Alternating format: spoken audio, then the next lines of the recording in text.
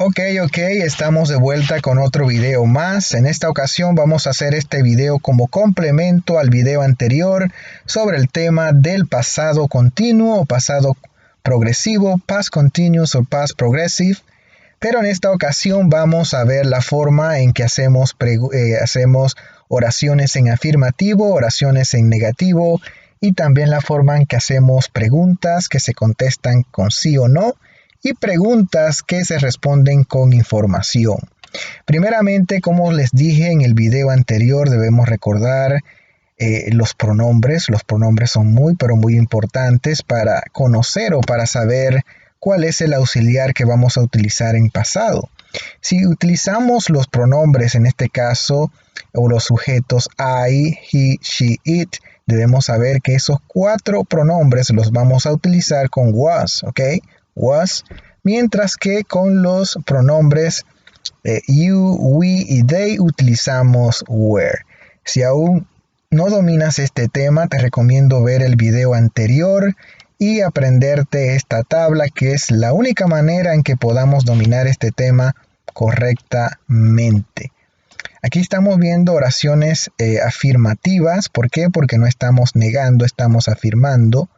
I was listening to music. Aspectos importantes a recordar que siempre en inglés que vamos a hacer una oración, siempre necesitamos un sujeto. No es como en español que a veces omitimos el sujeto porque se sobreentiende en la oración, pero en inglés se requiere que se utilice un sujeto, que también puede ser un pronombre como los tenemos aquí en pantalla. Ok, veamos la oración I was listening to music. Observamos sujeto, luego tenemos el verbo to be, el verbo auxiliar, ok, que en esta ocasión está en pasado, was. Recuerden que en presente es is, el presente progresivo que vimos en temas anteriores. Recuerden que con I utilizábamos am, ¿cierto? Mientras que con he, she, it utilizábamos is, mientras que con you, we y they utilizábamos are. Pero ahora estamos con el tema del pasado progresivo, por eso ahora debemos aprendernos estas conjugaciones. I was, you, we were, he, she, it was.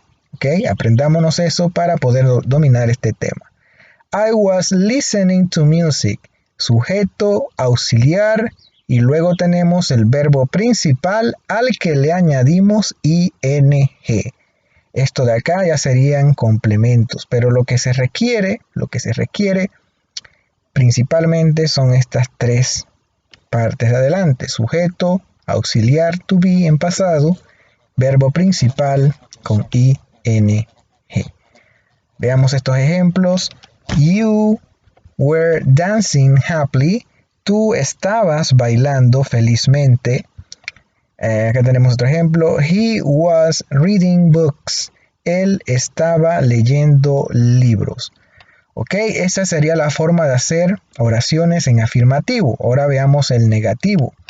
Para hacer oraciones en negativo, como observan en pantalla, simplemente le añadimos la palabra not posterior al verbo auxiliar, el verbo auxiliar to be, ¿ok? I was, y le agrego not. I was not listening to music. La estructura del resto de la oración queda igual. Lo único que hice fue añadirle not a la palabra o al verbo auxiliar was. Ahora bien, si yo quiero expresar was not de forma unida, en forma contraída, como decimos en inglés, contraída o contracted, entonces uno was not de esta forma, wasn't. I wasn't listening to music. Yo no estaba escuchando música. Yo no estaba escuchando música. Ahora veamos estas oraciones de acá. You were not dancing happily. We were not dancing happily. They were not dancing happily. Observamos de igual modo que were not lo puedo contraer de esta forma. Weren't. Observen dónde colocamos, ¿ok? Este apóstrofe aquí, weren't. Esta sería la forma rápida, la forma en que comúnmente utilizamos al hablar, ¿ok? Estas contracciones se utilizan sobre todo cuando nos expresamos oralmente en inglés. Ok, acá tenemos otros ejemplos. He, she, it was not reading books. La forma contraída igualmente es wasn't. Ok, wasn't. He was not reading books. Él no estaba leyendo libros. Observen que siempre not lo utilizamos después del auxiliar, ¿ok? Después, no antes. Si lo colocas delante, entonces estaría incorrecto. Ahora pasamos a hacer preguntas. Preguntas que se responden con sí o no. Ok, recordemos que cuando hacemos oraciones afirmativas, tenemos el orden siguiente. Sujeto, verbo auxiliar, verbo principal al que le añado ing más complemento. Bueno, acá al hacer preguntas, entonces simplemente cambiamos el orden. Colocamos el verbo auxiliar adelante y luego entonces viene el sujeto. Recuerden que en oraciones afirmativas es lo contrario. Primero el sujeto, después el verbo auxiliar.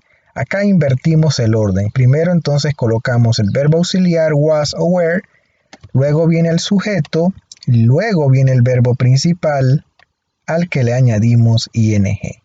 Was I listening to music? ¿Estaba yo escuchando música? Observen el segundo ejemplo. Were you watching World Cup last night? ¿Estabas tú viendo la Copa del Mundo anoche? Were they watching World Cup last night? ¿Estaban ellos viendo la Copa del Mundo anoche? Y observen acá el otro ejemplo que tenemos. Was he being lazy? Was he being lazy? ¿Estaba él siendo perezoso o ella perezosa? Was she being lazy? Lo importante a recordar en este cuadro, en esta imagen, es el orden, ¿ok? Siempre el orden. Cuando es pregunta, colocamos el verbo auxiliar adelante. Recordemos eso siempre. Ahora seguimos con la forma en que hacemos preguntas que se responden con información. En este caso sería de esta forma. Observen que para hacer preguntas de este tipo, debo saber utilizar las WH words, question words.